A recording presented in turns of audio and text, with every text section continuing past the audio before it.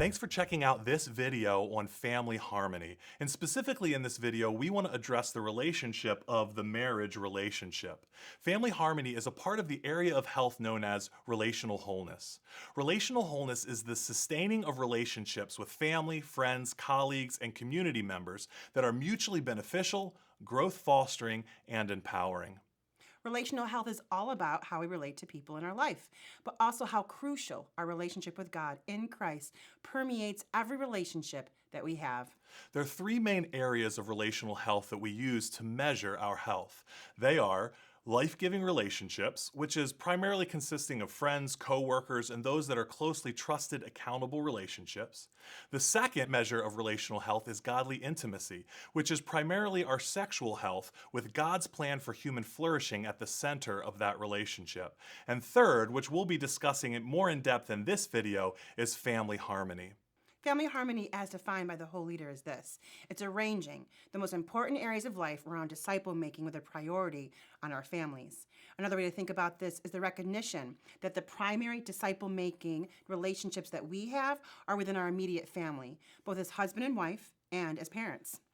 Our families must come first, and the best way that we can fulfill God's mission for us is to fulfill it in our homes first. Absolutely. I've sat in too many funerals and watched too many children of powerful, influential men with tears in their eyes and anger in their hearts say to those in attendance, "You got the best of my father, and we got what was left." And we've faced with too many spouses who have longed for the same type of care and attention that their spouse has given to others. Because of the disproportionate time and affection, spouses have grown bitter and detached, which has either led to leaving ministry, extramarital affairs, and divorce. Like all relationships, these familial relationships need to be nurtured and cultivated. And instead of prioritizing them, we've taken them for granted or assumed that they'll be okay until we can get back to them and invest in them again. Because come on, we're doing the Lord's work. That's right. So while busyness in the pursuit of doing good things is often worn as a badge of honor, unfortunately behind that badge, we typically find a damaged spiritual life, a damaged work life, and ultimately a damaged family life. We want to share with you a couple principles to consider that will help you navigate family harmony, specifically within your marriage relationship. Absolutely. In another video, we'll talk about parenting relationships and the relationships of your children as well. The first principle that we want to address is understand the season that you're in. So what are the details of this particular season? Every season you have has its own unique challenges that you can prepare for that will set you and your family and your marriage up for success. And so let's think about that, what that really means. Like, what is your season of life? Where are you at in your life right now? There's a lot of different ways that you can think about the seasons of life you're in. You could think of them in a chronological order. Yeah. Where am I in my life? Am I a college age student? Am I a young professional? Am I new in my ministry? Am I a veteran? Am I preparing for retirement even? There are different seasons in life, and those different seasons have their own unique challenges. But being aware of what season of life you're in will help you understand the relationships you have, the immediate family relationships you have, and the priorities and how you can set those relationships up for success. You know, and you have seasons in your ministry as well. So how does that year look for you? And as you know, there's like up and down, like times which we're super busy. Yep. And there's times which it's not as busy. I mean, the church is always busy, but there are just times where it's a little bit less than other times. And then we have those unexpected seasons we face in ministry and in our marriage, and that is like sickness or death, mourning, things like that that may come up that we just don't expect, and we have to navigate through those as well. Sure. See, the reality is every season is unique. It is. But it's important for you to name that season and talk about it as a couple to make sure that you have a plan to understand how you're going to get through the season as well as how you're going to prepare for a season and how you're going to exit a season as well. Recognizing that these seasons are different and they have different needs will help you in a marriage relationship set yourself up for success. And if you can name it and you can kind of like see the end of it, that also allows you to take a break. Yeah. If you're able to, during those different seasons to prepare you for whatever is coming next. And this kind of leads you into what you can kind of only do as a marriage couple yourself, and that's to protect your schedules. Yeah. Because no one in your church is going to do that for you. It isn't their job. Yeah. Especially for lead pastors. There's no one over you thinking to yourself, oh my goodness, they don't. Like, they got to have a day off. That's going to be on you, and just like the rest of your staff, that's going to be on them as well. You are in charge of your schedule. You are in the charge of thinking, what season am I in? How does this look? And how am I going to prioritize my week so that we can have both a rest as well as build into our own relationships? Because the reality is, the healthier we are entering into seasons, in the midst of our season and exiting, will prepare us for the next season as well. Absolutely. Absolutely. The next principle that we want you to consider is this idea of spending time together. Another way to think of it is, are you my friend? Are you? Right? In a marriage relationship, sometimes it's easy for us to just be co-laborers, Yeah. whether it's just we're parents together or we're business partners in a family relationship together. But the key for family harmony in a healthy way is intentionally wanting to spend time together, genuinely being friends with one another. You need to carve out time just for you as a couple. Yep. And then if you have a family and if you have kids, that as well. No church talk, no church work, no church thinking. I mean, yeah, it's your calling. It's your calling to be a pastor. You're calling to be a pastor. I know You'll have it's your plenty job. of those conversations. Yes, you will. You have plenty of those conversations, but in some way, you got to turn it off. Absolutely. Yeah. Most ministry couples thinks because they're spending time together and working in the church together or spending time in a ministry together, that they're spending time together with one another.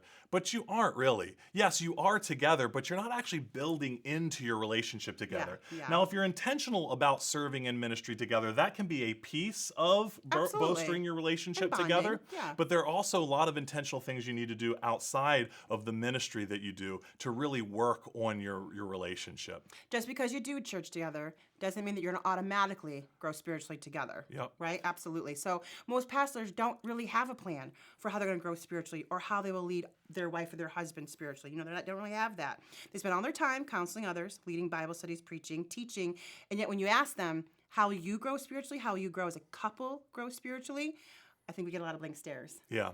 So here's some suggestions of things to think about. You also need to prioritize the spiritual relationship you have with one another as well. Spend time together in prayer. Spend time reading some books together. We loved, like at the beginning of each year, for the first several years of our marriage, we would read a new marriage book together and talk through it, wrestle through the ideas and the concepts together. But we had to find intentional time. Just in the same way that we wouldn't recommend a pastor just using their message prep time as their personal devotional time, we also recommend spending some specific spiritual time together as husband and wife so that you can also grow together spiritually, not just grow your ministry together. Absolutely. And then on the other side of this, the practical things. What can we do as a couple to connect, to keep as friends, to keep that love strong? Here's just some suggestions. Maybe you could connect 15 minutes daily. Especially if you have different occupations. You're a pastor, I'm a teacher.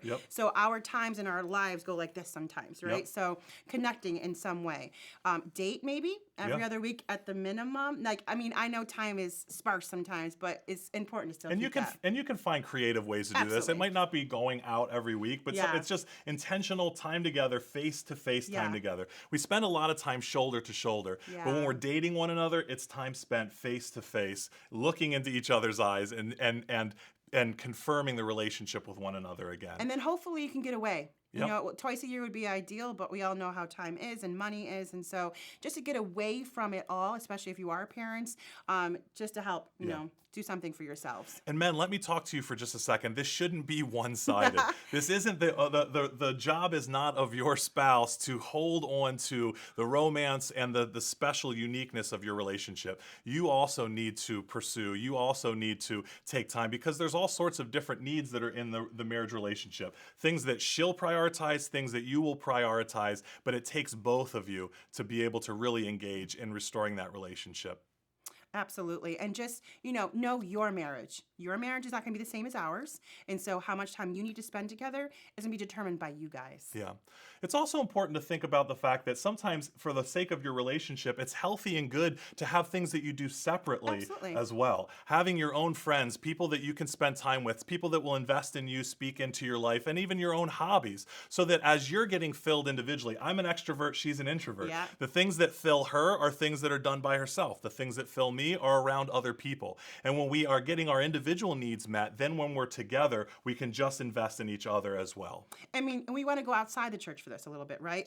It's just so a place that you aren't the pastor. I'm not a pastor's wife. You're not a pastor's husband. Whatever it is, you're just a person. And you could be yourself and you can talk other things. And honestly, it keeps us a bit normal and presents opportunities for us to meet other people and what they're going through in life so we don't become so contained to just the church world itself. Great. The next principle that we want to talk about is dealing with hurt.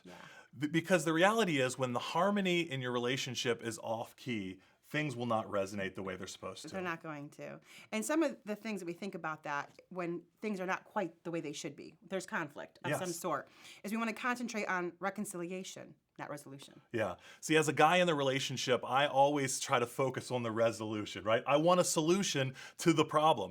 And so if I'm focusing on resolution, I'm trying to provide solutions for her, trying to provide answers to her problems. It's not the same thing as reconciliation. There is a very important difference between the two. Reconciliation means reestablishing the relationship. Resolution means to resolve every issue by coming to an agreement on everything. And that's not always the case. But what's better is reestablishing the relationship and repairing what is broken and dealing with those differences as they come. You're going to discover there are some things that you're never going to agree on. Sorry to break that little bubble of everybody, but I don't care if you both love the Lord and are both dramatically in love with each other. There are going to be some things you're just never going to agree on because God has wired us differently. We're different people. We have different backgrounds. We have different norms that we bring into our marriage. There are just things that just might not ever be agreement. So you kind of have to work that out together. So the priority there is the relationship. Yes. Do what is best that will keep the relationship whole. We call it fighting the good fight. Right. Because the reality is conflict is not a sign of an unhealthy relationship. Yeah. How you resolve that conflict is a sign of whether there's family harmony or not in your marriage relationship. So, yeah. Conflict is just saying that there's difference of opinion. Passionate sometimes different passionate. of opinions. And you can disagree without being disagreeable. Yeah. And that's just, called wisdom. Yeah. Sometimes it may make it to a point where you aren't. You're not able to come towards the middle and you're going too far out and you just need to seek professional help. And for us in ministry, it's really important that we're comfortable with that. In fact, talking to a counselor is healthy and a positive choice to make. And you'll always need to talk to God, of course, Yeah. and to each other, communicate. Sure. Yeah. Spending time really prayerfully searching your own heart when there's Yeah. conflict and being able to respond to situations is going to be a key. This, again, is where you invite Christ and the Holy Spirit back into the center of your Yeah. relationship. Because when I begin to purge myself of my selfish wants and desires, I can look to her needs, and then my desire is reconciliation and not resolving the situation. Absolutely. And now finally, what is really, as marriage couples, what we're trying to do, both for those around us and as a couple? Authentic representation. So all these principles we've just talked about, they lose their luster if you miss the primary intention that God has joined you together. Yep. And that's to reflect the relationship between Christ and the church. Yep. Sadly, as ministers and leaders, we have learned how to create a facade of yeah. family harmony without really having it. How many families and relationships do we know that look great when you see them in public, but what you find out after the fact, things are just dissolved in private? Marriage is the perfect opportunity to demonstrate all the amazing characteristics of how Christ perfectly loves the church, while also demonstrating perfect forgiveness, Yeah. mercy, grace, and patience when we miss the mark. Our marriage is a chance to show all of the gospel. All of it.